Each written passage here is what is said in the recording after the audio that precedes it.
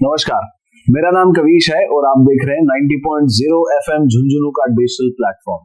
साथ ही आप इस कार्यक्रम को हमारे रेडियो पर भी सुन रहे हैं। और आज के इस कार्यक्रम में हम एक ऐसी जानकारी आपके लिए लेकर आए हैं जिसको सुनकर शायद आपके चेहरे पर भी एक बहुत बड़ी स्माइल आ जाए, क्योंकि इस कार्यक्रम में आज हम बात करने वाले हैं एम्प्लॉयमेंट यानी रोजगार से संबंधित।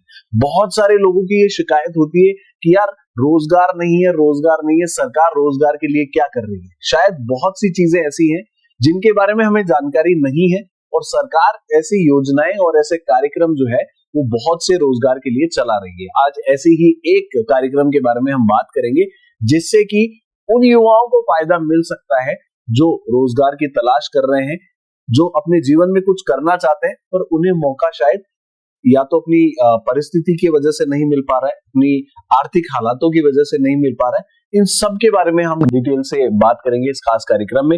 हमारे साथ आज जो है वो rural self employment training institute यानी कि ग्रामीण स्वरोजगार प्रशिक्षण संस्थान झुंझुनू के डायरेक्टर मनोज जी शर्मा हैं और साथ ही डॉक्टर विजयपाल तिलोटिया जी हमारे साथ में हैं इस खास कार्यक्रम में चर्चा करने के लिए। और इस कार्यक्रम की चर्चाओं के दौरान आपको बहुत सारी चीजें जो हैं वो सीखने को, जानने को मिलेगी। सर, सबसे पहले बहुत बहुत स्वागत है आपका हमारे। धन्यवाद, आपका बहुत बहुत धन्यवाद। तो सर, सबसे पहले तो मैं जानना चाहूंगा कि ये जो हमने बात की कि rural skill employment training institute, तो इसके बारे में शुरुआत से थोड़ा सा संक्षेप में आप बताइए कि ये इंस्टीट्यूट जो है वो क्या है, कौन इसको चला रहा है और किन लोगों के लिए ये इंस्टीट्यूट बना है। ये सर गांव के जो गरीब युवा जो जिनको स्वरोजगार के उद्देश्य से, उन लोगों को हम स्वरोजगार के उद्देश्य से ये पूर्णतः निःशुल्क ट्रेनिंग देते हैं।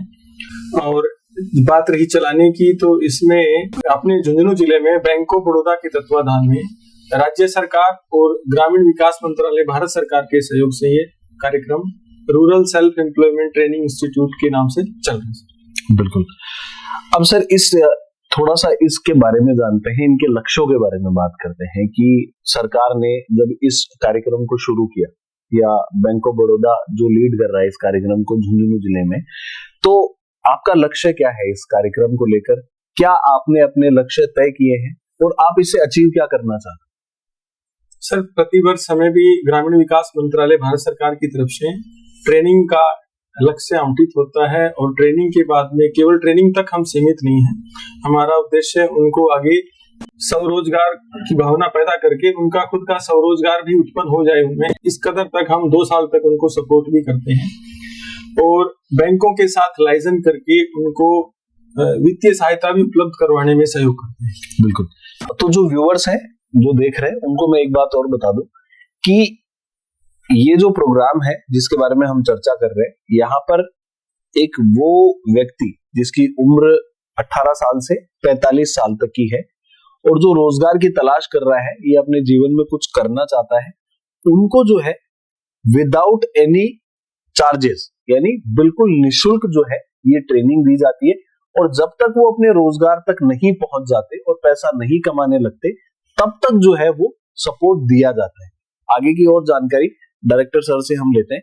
सर, क्या क्या तरह के सबसे पहले हम कोर्सेज लेते हैं इसमें, थोड़ा सा ये जानकारी दीजिए। उम्र सीमा क्या है, कौन इसमें अप्लाई कर सकता है, कैसे अप्लाई करेगा वो, और अप्लाई करने के बाद, एडमिशन लेने के बाद बाहर निकलने तक, सीखने तक की क्या पूरी प्रक्रिया है, थोड़ा सा आप हमें इसके बारे में बताइए। सर, 18 से 45 आयु वर्ग के ग्रामीण युवा, और रही बात उसमें हमारा मुख्य उद्देश्य, जो कि इस प्रोग्राम का ही मुख्य उद्देश्य ये रहता है कि गांव का जो वंचित युवा है, गरीब है, उसको मुख्य धारा में कैसे लाया जाए स्वरोजगार के उद्देश्य से। तो हमारा पहला टारगेट यही है कि उनको हम जो बीपीएल फैमिली है उनको सेलेक्ट करते हैं, प्रेफरेबली वो हों। और उसके बाद भी कोई ग्रामीण का युवा यदि स्वरोजगार के उद्देश्य से है, इच्छा है, ट्रेनिंग लेना चाहता है, तो वो भी हमारा लक्ष्य का पार्ट है। और रही बात उनको सेलेक्ट करने की, हम भी गांवों के अंदर जगह जगह पर जाके एंटरप्रेन्योरशिप अवेयरनेस प्रोग्राम ऑर्गेनाइज करते हैं, उसमें उनके जरिए उनको सेलेक्ट करते हैं। और एक क्यूआर कोड हमने बना रखा है और उसमें गूगल लिंक फॉर्म रहता है, तो आप हो सकता है आज यदि कोई एसी फ्रीज सीखना चाहे तो आज चूंकि सर्दी का समय है, इस वक्त हम एसी फ्रीज की ट्रेनिंग नहीं देते हैं, गर्मियों में देते हैं, जनरली अप्रैल महीने में। तो उस क्यूआर कोड या उस लिंक के जरिए आप अप्लाई आज कर सकते हो, हमारे पास आपकी सूचना मिल जाएगी। और जब भी उस पर्टिकुलर ट्रेड का ट्रेनिंग स्टार्ट होगा हम आपको वेल इन टाइम इन्फॉर्म कर देंगे और आपसे संपर्क करके और आपको बुला लेंगे। रही बात रहने की, वहां पे वो पूर्णतः निःशुल्क है। और ये मेरा दावा है सर, मेरे ये जैसे मान लो 30 दिन की ट्रेनिंग है, 10 दिन यदि बच्चा रुक गया तो वो उस पर्टिकुलर ट्रेड में निखर के निकलेगा, ऐसी में गारंटी लेता हूँ। या तो रुकेगा नहीं, रुकेगा तो कुछ ना कुछ बन के निकलेगा। बिल्कुल। इसमें बात करते हैं हम अलग अलग वर्गों की। सबसे पहले बात करते हैं पुरुष जो वर्ग है उसकी, महिला वर्ग है उसकी। तो थोड़ा सा महिला वर्ग में किस तरह से जो है वो सुविधाएं हैं, क्या क्या तरह के कोर्सेज हैं, इसके बारे में थोड़ा बताइए। और पुरुष वर्ग में जो है वो कुछ कोर्सेज जिसके बारे में आप बात कर सकते हैं, जिनके बारे में बता सकते हैं, उनके बारे में थोड़ी सी जानकारी दीजिए। महिलाओं की बात करें तो सर, महिलाओं की सुविधाओं की आपने बोला, तो महिलाओं के लिए जो आपके घर में सुविधाएं होती हैं वो सारी सुविधाएं वहां पे हमने व्यवस्थित रूप से मुहैया कराई जाती हैं।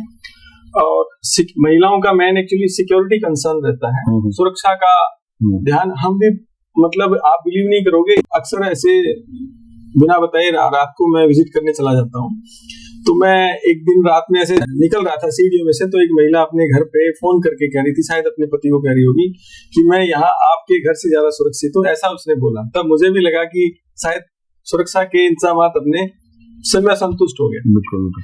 अब बात आती है उनकी ट्रेनिंग की, तो ट्रेनिंग महिलाओं के लिए जैसे सिलाई का हो गया, ब्यूटी पार्लर का हो गया, और कॉस्ट्यूम ज्वेलरी, ऐसे आजकल एक इमर्जिंग ट्रेड है, पहनावे के अकॉर्डिंग ज्वेलरी बनती हो। और ऐसे जनरल ईडीपी के जरिए भी हम जैसे साबुन सरफ बनाना भी महिलाओं को सिखाते हैं। कुछ कोर्सेज ऐसे रहते हैं जो महिलाएं पुरुष दोनों कर सकते हैं, जैसे महिलाओं का एक और जैसे 2-3 कोर्स और रह गए, एक जूट के प्रोडक्ट बनाने के लिए, एक सॉफ्ट टॉय बनाने के लिए, और कुछ कोर्सेज ऐसे हैं जो कॉमन है, जैसे मान लो कंप्यूटराइज्ड अकाउंटिंग है, उसमें महिला पुरुष दोनों आ जाते हैं। गोट फार्मिंग एक अपने जिले में बड़ा चढ़ता हुआ व्यवसाय है, उसमें महिलाएं पुरुष दोनों हैं। आप बिलीव नहीं करोगे, पिग फार्मिंग भी हमने ट्राई किया, उसमें भी महिला और पुरुष दोनों का लगभग बराबर कंट्रीब्यूशन था। और पोल्ट्री फार्मिंग में भी इन्होंने बढ़ चढ़ के सहयोग लिया है। ये महिलाओं के तक सीमित रहे कोर्स। कुछ कोर्सेज हैं जो एक्सक्लूसिवली पुरुषों के लिए चलते हैं, जैसे एसी और फ्रिज रिपेयर हो गया, बिजली मिस्त्री हो गया, प्लम्बर हो गया, और कंप्यूटराइज्ड अकाउंटिंग जैसे बोला वो दोनों ही करते हैं।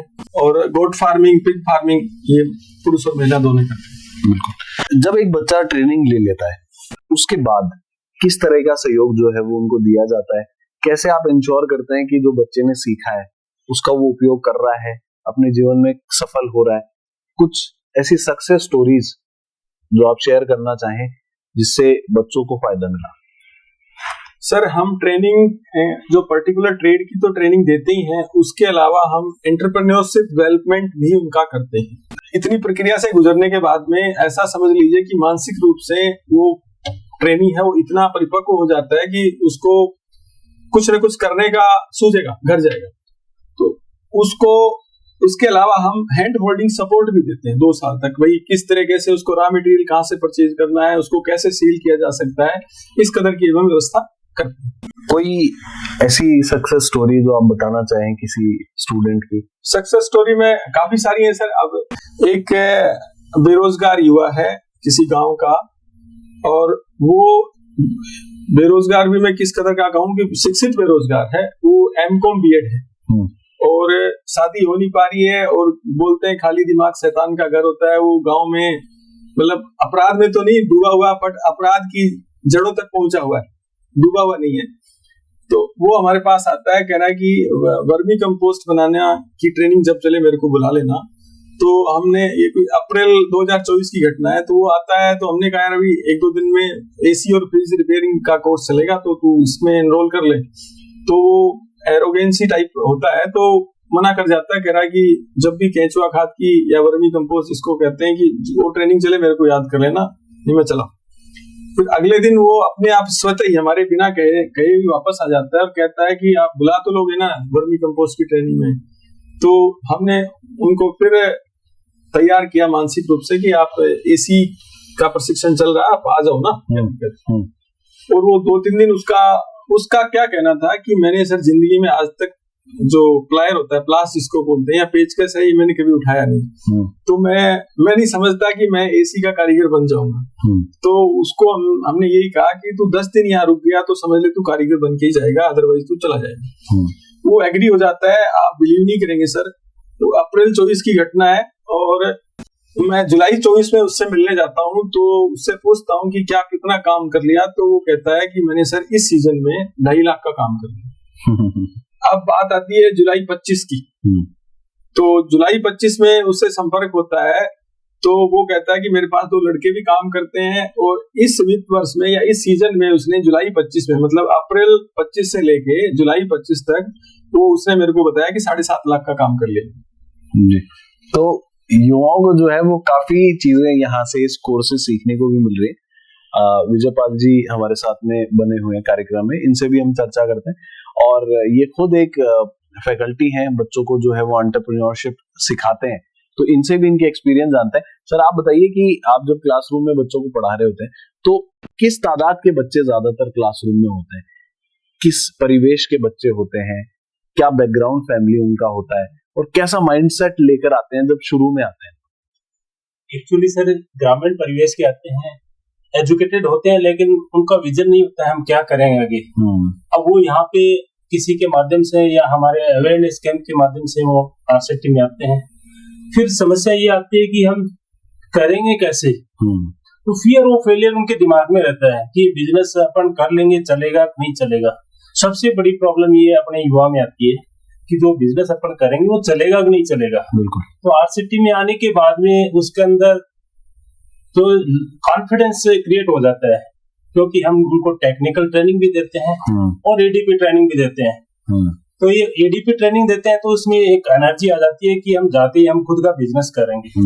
अब बात रहती है कि उनको पैसा नहीं मिलता है, घर पे पैसा नहीं है, फाइनेंस नहीं है, तो हम उनका प्रधानमंत्री मुद्रा योजना के तहत या भीमराव अंबेडकर योजना के तहत उनका हम एक छोटा सा लोन का फॉर्म भरते हैं और वो लोन लेके अपना खुद का बिजनेस शुरू कर लेते हैं। 2 साल तक हम उनसे जुड़े रहते हैं, फॉलोअप करते रहते हैं।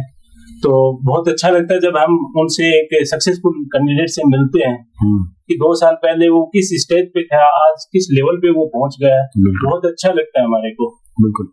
साथ ही इसी में मेरा एक और सवाल ये है कि जो फैकल्टीज हैं, जो अलग अलग कोर्सेज की हैं, उसके बारे में थोड़ा सा बताइए, किन किन तरह की फैकल्टीज होती हैं, क्या स्पेशलाइजेशन में वो ट्रेंड होती हैं, उसके बाद भी क्या कोई सर्टिफिकेशन उनको मिलता है जब बच्चे कंप्लीट कर लेते हैं कोर्स? सर हर ट्रेड वाइज हमारे पास डीएसटी आते हैं, डोमेन स्किल ट्रेनर। जैसे अभी हमारे पास वुमेन्स टेलरिंग का बैच चल रहा है, तो हमारे पास यूपी से एक परफेक्ट टीचर है, बहुत अच्छा सिखा रहे हैं। इसके साथ साथ हमने आज एक सुअर पालन का भी बैच चला है, तो इसके भी डीएसटी उस क्षेत्र के अपने आप में परफेक्ट होते हैं और बहुत अच्छा सिखाते हैं। इसी तरीके से ऐसी रिपेयरिंग है, मोबाइल रिपेयरिंग है, बहुत सारे 64 प्रकार के हमारे पास कोर्सेज हैं। और वो एडीपी ट्रेनिंग तो हम हमारी फैकल्टी देते हैं, और जो स्किल का काम है वो दूसरे ट्रेनर देते हैं। जब एक कोर्स पूरा हो जाता है उसके बाद में क्या कोई एग्जाम लेते हैं आप, उसके बाद कोई सर्टिफिकेट भी देते हैं, कैसे इंश्योर करते हैं, क्या प्रोसेस होती है? जी सर, 30 दिन के बाद में उनका असेसमेंट होता है। तो हम असेसमेंट के लिए एमआरडी से एक टीम आती है, वो उनका एग्जाम लेती है। एग्जाम के बाद में वो पास होते हैं, उनका एक सर्टिफिकेट आता है। एक पार्टिसिपेशन सर्टिफिकेट हम देते हैं और एक एमआरडी से एक सर्टिफिकेट और आता है उनका, वो हम उनको घर पे जाके देते हैं। Ministry of rural and development. और ट्रेनिंग के दौरान ही हम उनका लोन का फॉर्म भी भरते हैं, ताकि हम उनका बैंक में भेज के उनका जल्दी से जल्दी लोन करवाने की कोशिश करते हैं। बिल्कुल। अब मैं जो है वो थोड़ा सा डायरेक्टर साहब की तरफ रुख करूंगा और उनसे जानना चाहूंगा कि एक स्टूडेंट या कोई भी व्यक्ति, चूंकि 18 से 45 साल की उम्र तक कोई भी इसमें अप्लाई कर सकता है, तो इसमें जो है वो अप्लाई करने के लिए क्या प्रोसेस होती है? जैसा आपने क्यूआर कोड का बताया कि गूगल फॉर्म वो भर सकते हैं, उसके अलावा भी क्या कोई दूसरा कॉलिंग नंबर के जरिए कांटेक्ट कर सकता है, या कोई ईमेल के जरिए कांटेक्ट कर सकता है, या किस तरीके से और आपसे जुड़ सकता है? क्यूआर कोड सर एक बेस्ट वे है या गूगल लिंक एक बेस्ट वे है। हम व्हाट्सएप के जरिए भी और जो भी हमारा आरसीटी ट्रेंड कैंडिडेट्स हैं उनके जरिए पूरे जिले में प्रसारित करते हैं। और दूसरा, आप फिजिकली आप आके फॉर्म जमा करवा सकते हो, तो भी नहीं आ सकते हो तो हम लोगों से व्यक्ति से भी संपर्क, फोन पे भी आप अपना नाम, नंबर और पर्टिकुलर ट्रेड के लिए लिखाते हो तो हम एक रजिस्टर मेंटेन करते हैं। आपने फोन किया तो डेफिनेटली मैं आपका नाम, मोबाइल नंबर और किस ट्रेड के लिए आप ट्रेनिंग लेना चाह रहे हैं, हमने ट्रेड वाइज रजिस्टर बना रखा है, तो वो उसमें इमीडिएटली हम एनरोल कर देते हैं। किसी भी रूप में हमें सूचना मिल जाए हम उसको डॉक्यूमेंट कर लेते हैं। और जब भी उस कोर्स से संबंधित ट्रेनिंग चलती है हम उनको व्यक्ति से संपर्क करते हैं, फोन पे किसी भी तरीके से हम उनको बुलाने की पूरी कोशिश करते हैं। बिल्कुल। तो इस पूरी चर्चा के दौरान आपको आई होप बहुत सारी जानकारी मिली होगी। ये वीडियो आप उन लोगों तक भी शेयर कीजिए जिनको आप जानते हैं, जिनको सही में जरूरत है रोजगार की और जिनके संसाधनों की कमी है और जो वाकई सीखना चाहते हैं ग्रामीण परिवेश के ऐसे बच्चों के साथ, ऐसे लोगों के साथ। आप इस वीडियो को शेयर कीजिए। साथ ही आपको स्क्रीन पे एक क्यूआर कोड भी दिखाई दे रहा है, इस क्यूआर कोड को भी आप स्कैन करके जो है वो डायरेक्टली अपनी इंफॉर्मेशन भर सकते हैं और अपने आप को कोर्सेज के लिए एनरोल कर सकते हैं। जब जिंदगी में कुछ सीखेंगे तभी आगे बढ़ेंगे, क्योंकि जो सीखता है वही आगे बढ़ता है। तो यदि आप अपने आप को थोड़ा सा पिछड़ा हुआ महसूस कर रहे हैं कि मैं शायद अपनी लाइफ में कुछ नहीं कर पाया, तो ये वीडियो और ये जानकारी शायद आपकी जिंदगी बदल सकती है। Thank you so much sir, हमारे साथ आपने इस खास कार्यक्रम में चर्चा की और आपका भी बहुत बहुत धन्यवाद सर। और हम 90.0 FM झुंझुनू की ओर से भी आपको शुक्रिया अदा करना चाहेंगे कि आप जो है वो ग्रामीण परिवेश के लिए इतना अच्छा काम कर रहे हैं। और एक नई जानकारी के साथ फिर से आपसे मुलाकात करेंगे। राम राम सर, नमस्कार। झुंझुनू शहर का अपना radio station FM Jhunjhunu 90.0 FM, हर तरंग आपके संग।